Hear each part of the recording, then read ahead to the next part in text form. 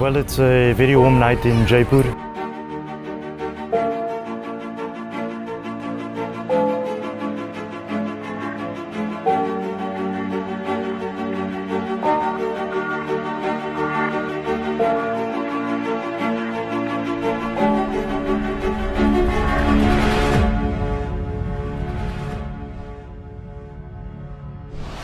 A time warp to the era of the Mogul empires and the rule of the Maharaja. The Exploring India edition of the Faizal Sayyid show takes you on an adventurous journey, immersed in rich culture and history. India is the epitome of wisdom surrounded by history. Explore the bustling streets, the cuisine, and the life and path treaded by sages on this epic journey through India.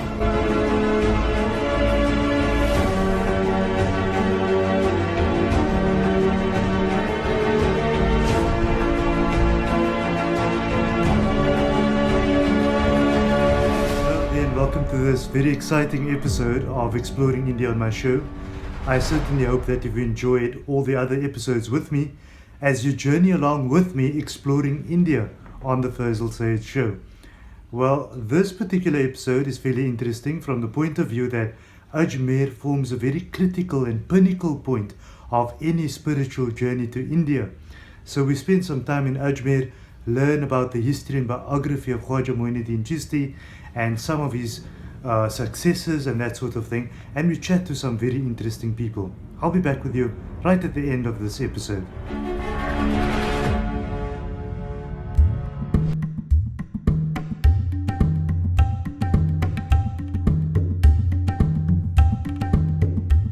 I recall arriving in Ajmer, and Ajmer for most people is probably the pinnacle or highlight of a trip where one goes and embarks on a journey to understand the lives and biographies of the five great saints lie buried in India. So if you look at Khwaja Moinuddin Chishti, he was known as the benefactor of the poor for various reasons, of course. The key reason being the fact that his life revolved around service to the poor and service to humanity. He was an imam, Islamic scholar, philosopher in the Indian Subcontinent. He introduced and established the Chishti Order of Sufism in the Indian Subcontinent. The initial spiritual chain or silsila of the Chishti Order in India comprised of himself, Qutbuddin Bakhtiar Kaki, Hazrat Fariduddin Ganji Shakar and Nizamuddin Aulia, each successive person being the disciple of the previous, which includes the great Sufi saints of Indian history. Various Mughal emperors were followers of Khwaja Moinuddin Chishti himself.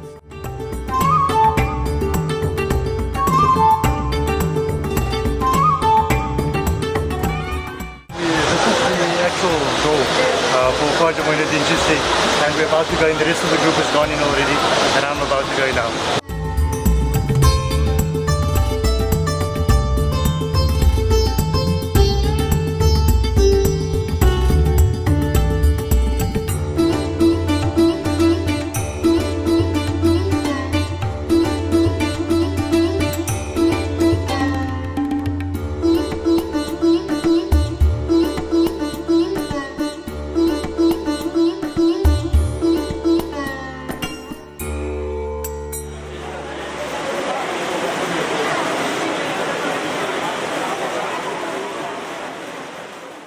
The Dargah Sharif of Ajmer Sharif is a Sufi shrine of Sufi Saint Hazrat Khwaja Moinuddin Chishti, located at Ajmer, Rajasthan, India. The shrine has the grave or the maqbara of the revered Saint Moinuddin Chishti.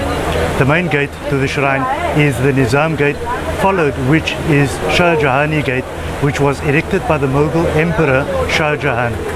It is followed by the Buland Darwaza, upon which the Urs flag is hoisted, marking the beginning of the Urs itself.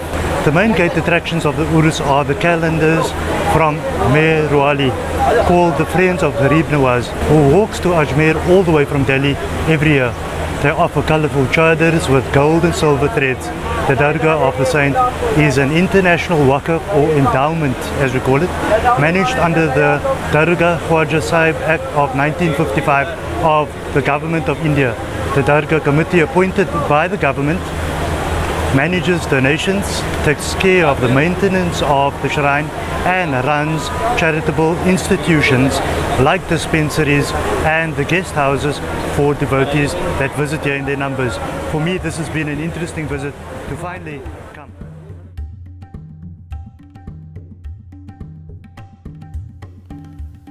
Khwaja Moinuddin Chishti, in other words, interpreted religion in terms of human service and exhorted his principles to develop river-like generosity, sun-like affection, and earth-like hospitality. The highest form of devotion, according to him, was to redress the misery of those in distress, to fulfill the needs of the helpless and feed the hungry. It was during the reign of Akbar, between the years 1556 and 1605, that Ajmer emerged as one of the most important centers of pilgrimage in India. The Mughal emperor undertook a journey on foot to Ajmer. The records that the emperor's interest in Ajmer first sparked when he heard some minstrels singing songs about the virtues of this wali or great saint that lies asleep in Ajmer. So many people lie also buried in the precincts of Khwaja Moinuddin Chishti, and we visited some of those spaces. Obviously people that were close to him, people that played a role in the time. We also reflect on Khwaja Qutbuddin Bakhtiar Kaki and Hazrat Aminuddin Nagoria, and they were Khwaja Moinuddin Chishti celebrated Khalifs or successors who continued to transmit the teachings of their master through their disciples, leading to the worldwide widespread proliferation of the Chishti order in India.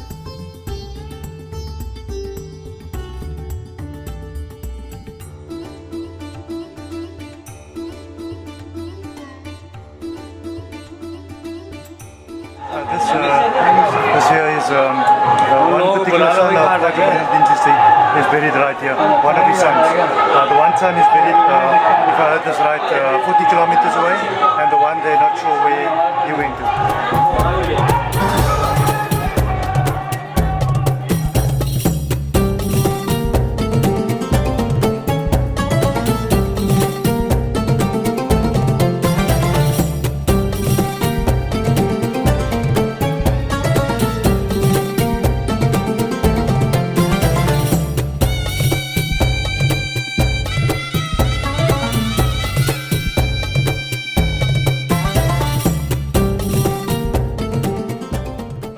On the property of Khwaja Sahib's area, it's quite a big property, and there are many other mazars here. Some are his sons, some are relatives and family, and that sort of thing. And that's one relative buried here, one son buried on the other side, like you've seen earlier, and then also a few other people, including his daughter on the other side, which we're also showing you right now.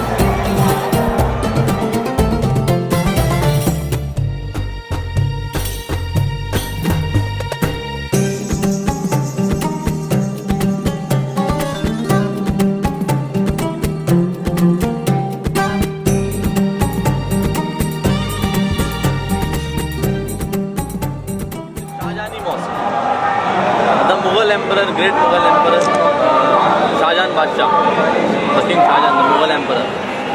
He came here, he built this mosque. When he came here, he left the kingship on the border of Ajmer. Why? Because he know the true king is here, the king of kings is here. This is the karam of Khwaja Sahib. Shahjahan, being a Mughal Emperor, he can be a proud, but he knows the respect of Khwaja Sahib. How to respect Khwaja Sahib. So when he completed this mosque, he never read 2 rakat Shukrana Ada. Nahi kar sakta. He never read 2 rakat Shukrana Ada. Why? Baba is saying that when he stood in front of Kaaba, and was about to make the niyat, he realized that his back is facing to Gharib Nawaz. It's a disrespect. आगे काबा पीछे काबा. Then he said, in my front there is a Kaaba, in my back there is a Kaaba. Where must I face and read namaz? That means, as he respects the Kaaba, he respects Khwaja Sahib. As he respects Kaaba, he respects Khwaja Sahib. It doesn't mean there is Kaaba for him. As he respects Kaaba, he respects Gharib Nawaz. मैं लिखा फारसी में आगे पुश्ते काबा, हुए काबा, पुश्ते काबा. पुश्त वाले पीछे. How am I saying the Farsi kalam? हुए काबा, पुश्ते काबा है. पीछे भी काबा है. The Farsi poem is Ruwe Kaaba, Pushte Kaaba. नहीं In पढ़ा my front there is a Kaaba, in my back there is a Kaaba. Where must I read face and read namaz? बड़ी मोहब्बत से बनाई, बड़ी इश्क से बनाई कि मैं मस्जिद रहूँ. मैं पढ़ूँगा लेकिन नहीं पढ़ सकता. Made this entire mosque with love. ये उसकी नीयत थी. He used to work with the labor. हुए काबा, Being a Mughal emperor. चेहरा. हुए Because he Kaaba, knows पुश्ते Kaaba. the king of kings, इधर भी Khwaja काबा, Sahib. इधर किसको पीट जाऊँगा, किसको अपनी पीट जाऊँ. भाई अदब से ना बात. This is a Mughal emperor Shahjahan Badshah. Like 803 years ago, our forefather, all Khadim, my father and all forefather, there are 803 years ago I am talking about, who was Gharib Nawaz's first cousin. We are the family of Khwaja Sahib and a spiritual brother. That means both have got the same Peer, Hazrat Khwaja Asmani Arwani. So they came together here, and my forefather used to do khidmat to Gharib Nawaz, all his daily doing, Everything. everything he used to serve Gharib Nawaz, and he used to use this door, the Jannat Darwaza, which is now, it's Jannat Darwaza, it is called now Jannat Darwaza. He used to use that door to go to Gharib Nawaz. Gharib Nawaz used to sit where his mazar is. So one day our forefather was crying in a kafiyat mein the, was crying. Gharib Nawaz got worried. Why? If you see the tree, anyone, if you see your friend's tears also, you will ask why, what happened. So Gharib Nawaz asked him, why, what happened, why are you crying, Fakhruddin? His name was Khwaja Fakhruddin Urdezi Rahmatullah Alayh, our forefather. Gharib Nawaz asked him, why are you crying? He cried, Gustaki maaf Gharib Nawaz, make me maaf. Then our coming generation will not be as good as us, will be bad.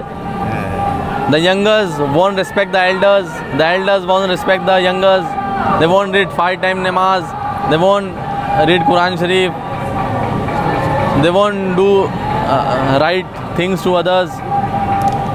So will they get Jannat? This was the question put up by Khwaja Fakhruddin Urdezi to Gharib Nawaz. Now Khwaja Gharib Nawaz, this is the karam of Khwaja Gharib Nawaz, that whosoever visited his door never returned empty-handed from his door. Now Khwaja Fakhruddin Urdezi came, though his family, but he came with the question that will they get Jannat, our coming generation. Gharib Nawaz said politely and smiled that I, Fakhruddin, the door that you enters for me, if anyone enters from that door is a Jannati.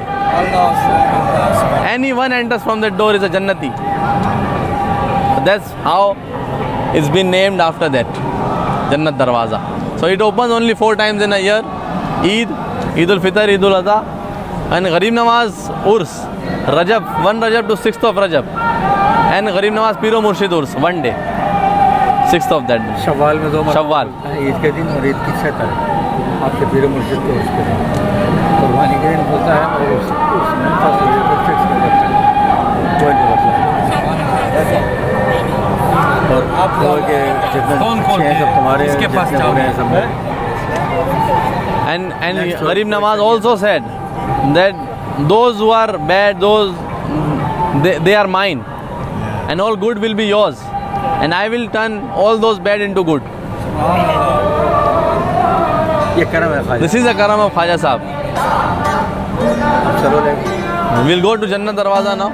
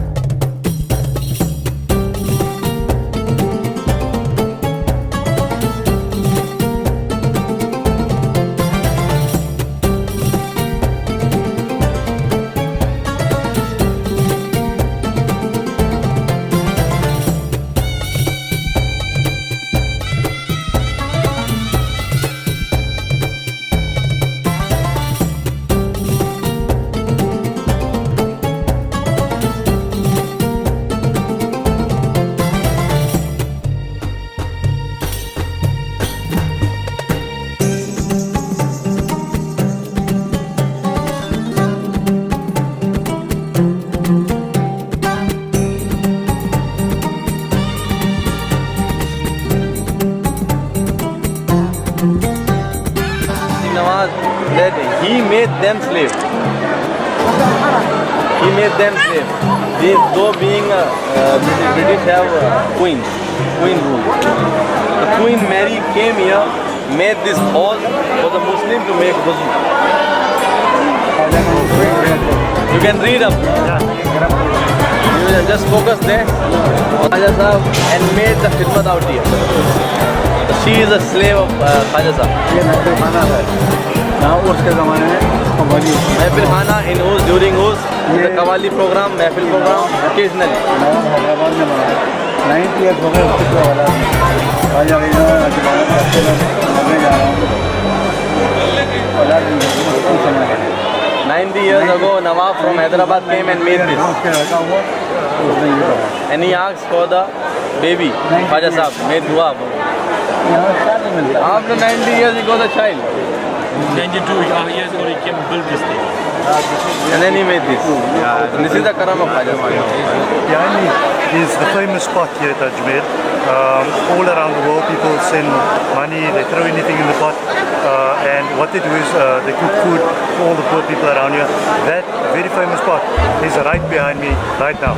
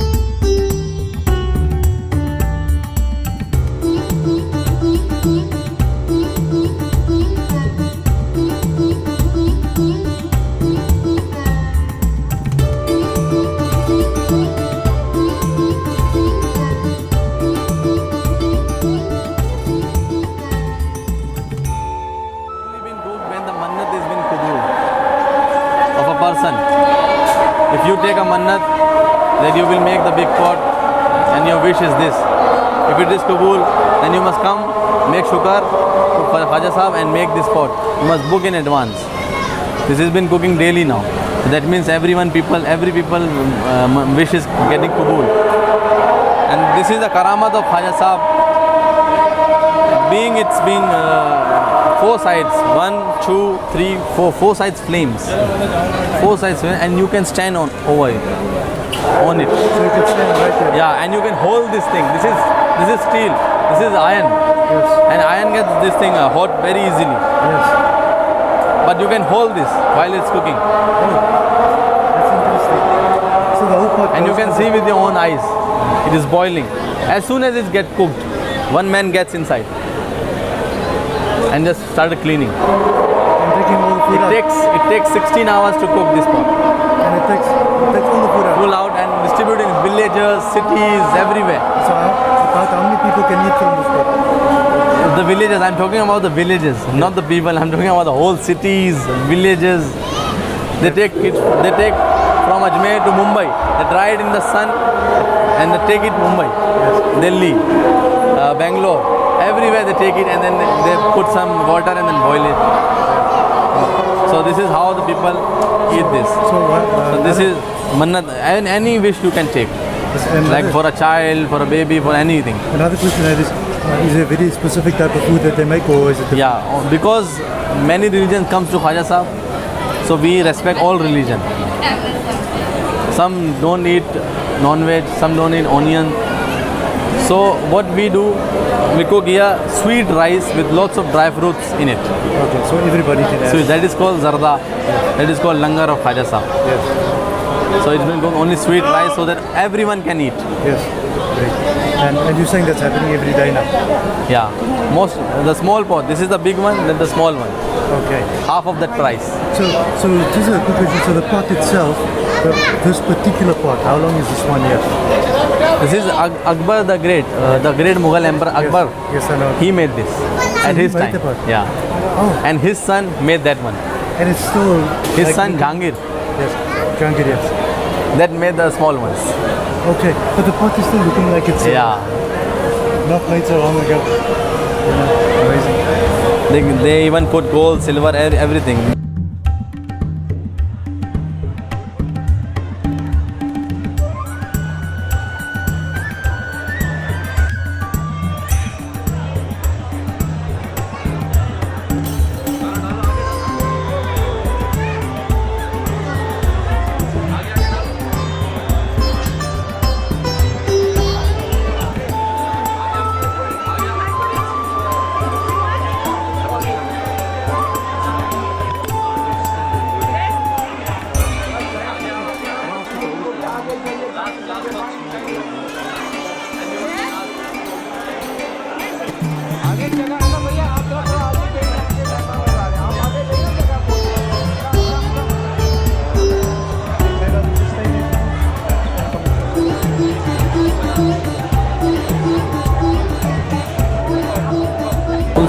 So Sayyid Ali has now given us a good explanation of the pot. And around the world we hear about these pots all the time where you can throw anything and everything in, and at certain times they will make the food and distribute that through all the villages. What's interesting for me, and which I found rather astonishing, which you told me, was that I didn't realize that Akbar the Great, actually, as we know him, the Mughal Emperor, which is making me realize that they sort of touched everything and anything around here, actually built that particular one on that side. And his son, Jahangir, who we spoke about in previous episodes, the son that he conceived through Sufi Salim, as the story goes, built this particular one, which is the smaller one. Now, lots of people in South Africa has been talking about this pot. It's famous around the world. Yeah. Very famous around the world. And people all over the world comes and put anything what they want. And there you have it. The story that you've been hearing back home, it's true. We've been to the pots. These are the woods that has been placed four-sided, and then they burn it. And despite of the flames, you stand on it, and you can hold this. No harm, nothing. Nothing at all. And you can see with your own eyes. Yeah. There's a ladder. One person, after it gets cooked, one person gets inside, clean it. And clean it, yeah.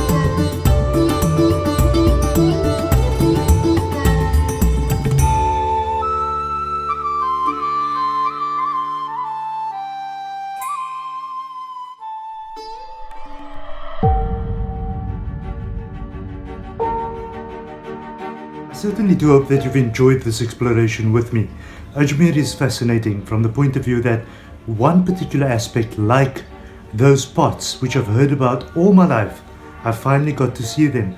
And another interesting matter about those pots is that people tend to throw whatever they want to in there, and there's a whole system that goes on to take that and change that into food down the line. A very fascinating story indeed. Well, our next episode we continue the journey to Ajmer and wrap that up as we take you through the balance of India. Thank you for joining me. Goodbye.